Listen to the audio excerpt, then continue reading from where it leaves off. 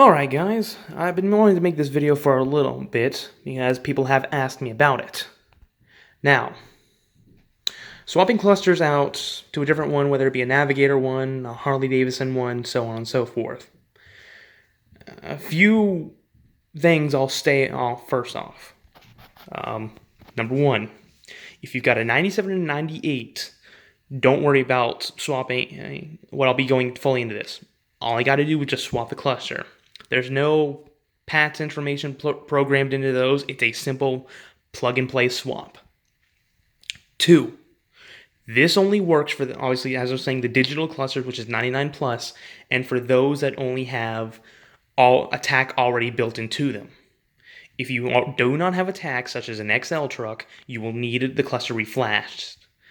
And 3, this only works from clusters from 100 mile an hour to 100 mile an hour. You say, well, all of them are. There were 2 exceptions. The later Harley-Davidson edition clusters, when they made them supercharged in 2002, those went up to 130, I believe. And the Lightning clusters, which went up to 140, and instead of having a volt gauge right there, they had a boost gauge. You can get those in, but it requires reflashing. But this is basically for your normal everyday 99 through 2003 and 2004 Heritage F-150. Not Heritage Edition. This is a Heritage Edition, only made in 03. 04 were leftover bodies. Now, all the mileage is stored inside the clusters itself, so it makes it even easier. But currently, this is the cluster I had in the truck right now. I took it out as I had to get a bulb for the cruise light and the actual socket itself. They changed them later on, so I couldn't use a socket from this.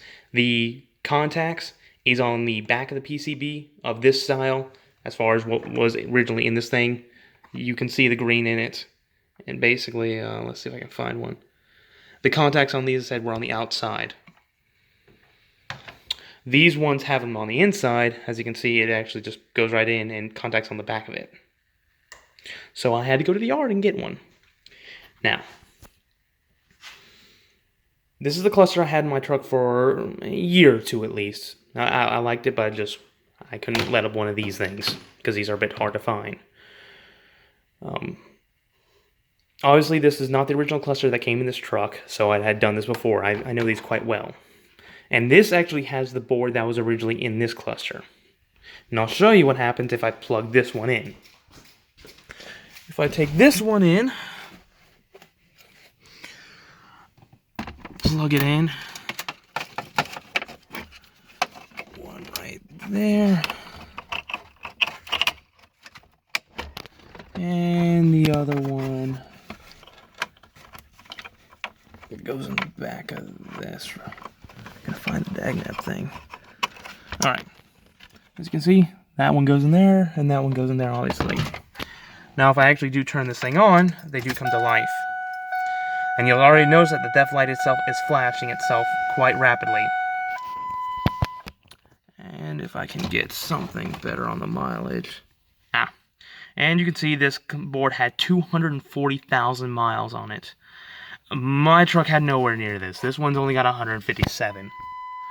And that's from the airbag light being blown. But this one is throwing a def code because the code in this PCB is not matching what's in the key or the PCM itself. So, this one will not start it. But if I just unplug this one,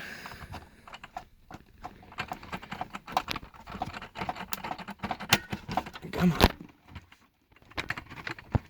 There we go. Let's walk this thing back out here. The cover on the back of this thing is held on by a few screws. I've already taken them off, except for one of them. You've got one right there, one right there, one right there,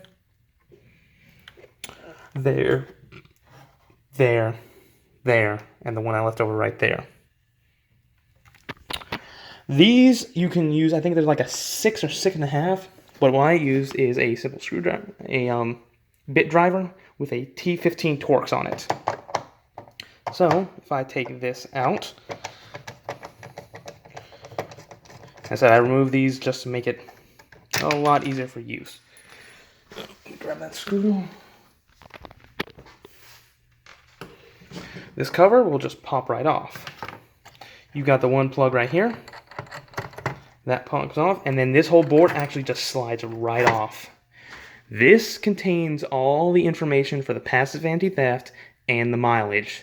This is what you're going to be swapping. Now another thing is, these things had also issues with the odometers blanking out.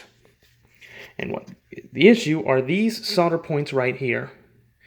Ford had issues with cold soldering issues on these things, so if you've got a cheap soldering iron around, all you got to do is just add a little solder or reflow it, and that'll fix it. Now, to show you that this does work, you saw me take that cluster and put it in, and it said mileage wrong. You saw the rapidly flashing theft light. It wasn't going to start. But if I take this one, it said it's the exact same backing, same amount of screws, everything, so you can interchange the plates. If I take this one out, and don't worry about that plug, that's for something aftermarket I've got in there. This board also, oh, I got one more right there.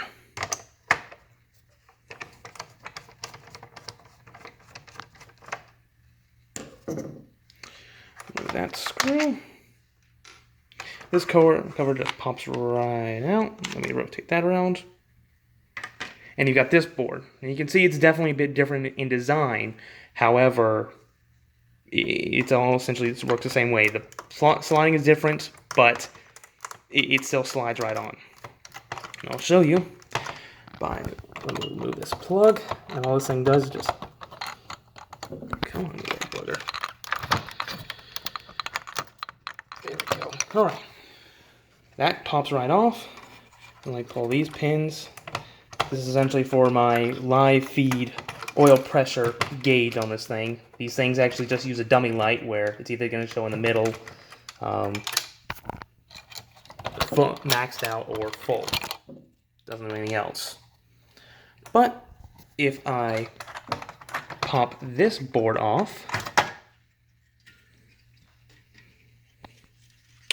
and swap it onto this one right here, plug this in so that show I'm not joking around. Put this cover back on. I'm just doing that so the board itself does come out. Put one screw in and tighten it down.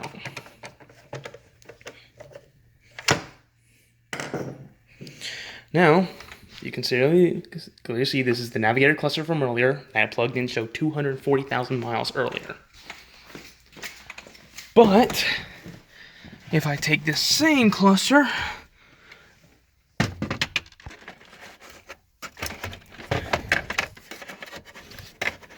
plug in one,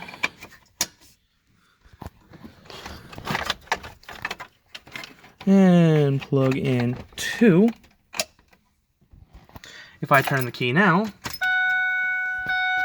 theft light itself no longer flashes quickly, and it shows the correct mileage of 157,198.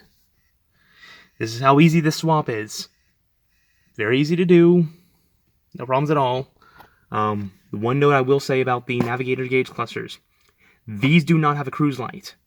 If you want a cruise light, you can repin it either to the washer light, which is right about here, or in my case, because this truck is two-wheel drive, just the four-wheel drive light right there. If you are curious about that, then I will give you the pinning on those. But as I say, you can see same exact cluster from earlier, just swapping the boards out. Only works on if you already have a tack. Thankfully, it was nice and easy to do this. But if any of you have any questions concerning this, I think I answered everything about that. If there is, please let me know, and I will do what I can to answer it. Thanks, guys.